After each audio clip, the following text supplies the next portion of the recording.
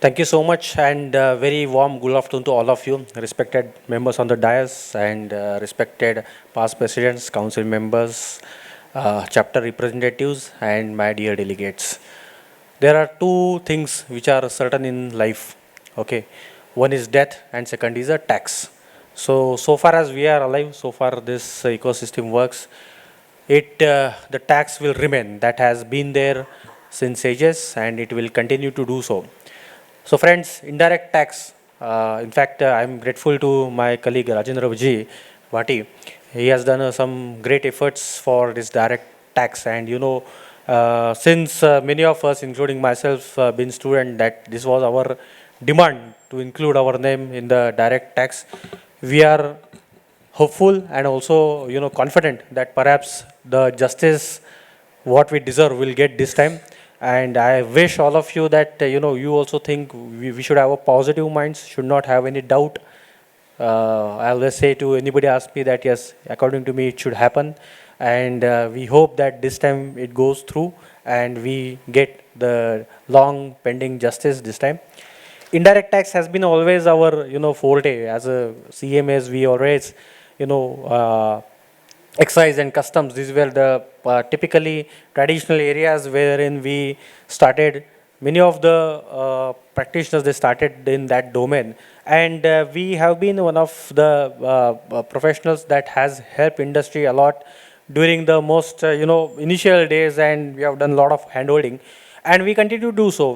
When it thereafter VAT came, many of the states we have included in the definition of accountant in VAT, and that carried forward in GST. Now GST also, we have seen that now it is being 8th year of GST. GST is a ever-changing law. It keeps on changing because the collections also of GST are enormously growing thanks to the technology that has given a lot of reach to the government.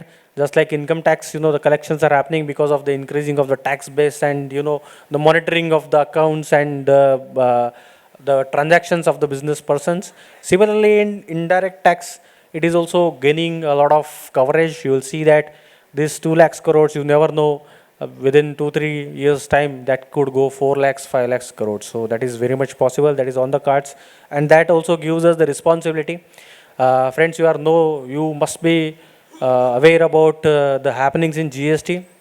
Every month we are getting some news that intelligence has caught some input tax credit scams are happening. So while we are working, let us be also vigilant and enough. Let us not be blindfolded to the data what are being submitted. Let us take a pledge as a professionals of this institute, which is formed by the Act of Parliament. So the national interest or the implementation of the law in its spirit is something also we have to look into. So let us not have just somebody has given a data, we have filed a return. So we have to go beyond and think beyond the numbers and understand the way the transactions are happening. You never know, perhaps you can be the next whistleblower, and perhaps that is what the role of the professionals, government want us to play, and I'm sure that you will do it.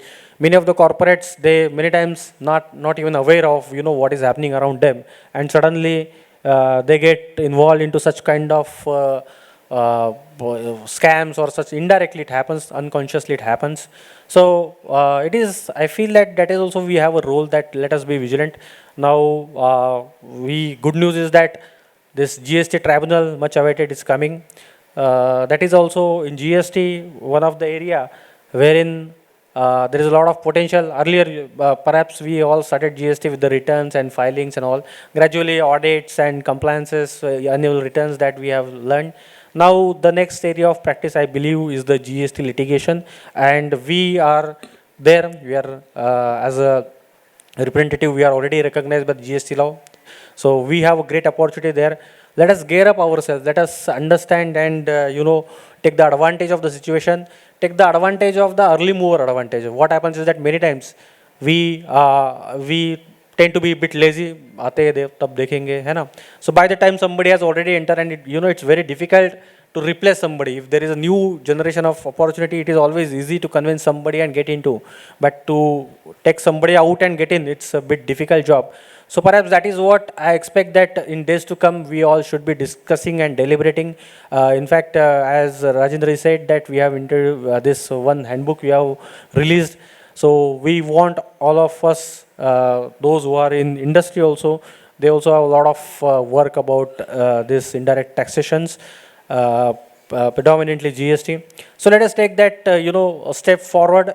Let us take that initiative. Let us take a proactive initiative. I will put it this way, and take a step forward and keep the data ready. Many times, we are doing work for some of the clients. So have a look at their litigation, have a look at their notices, pending notices and what all. These are the possible cases, the appeals and these things. So these perhaps are the possible cases wherein you can see the opportunity going to tribunals. So we want our members to be recognized as eminent, just like we had that name in excise. So we want that to be reclaimed in GST litigation as CMA as one of the preferred professionals. So let us gear up for that. This indirect tax, in fact, you also have you have to keep a track of what is the movement that government is doing, the way the government is looking at next to the many times we address or we attend the sessions on to Vision 2047. So let us find our role where we stand there, and for that role today we have to start so that there will be that opportunity. We are ready to take it up when it comes to us. Let's be proactive, let us be vigilant, and I'm sure that this success will be ours. Thank you very much, and I look forward for your interaction.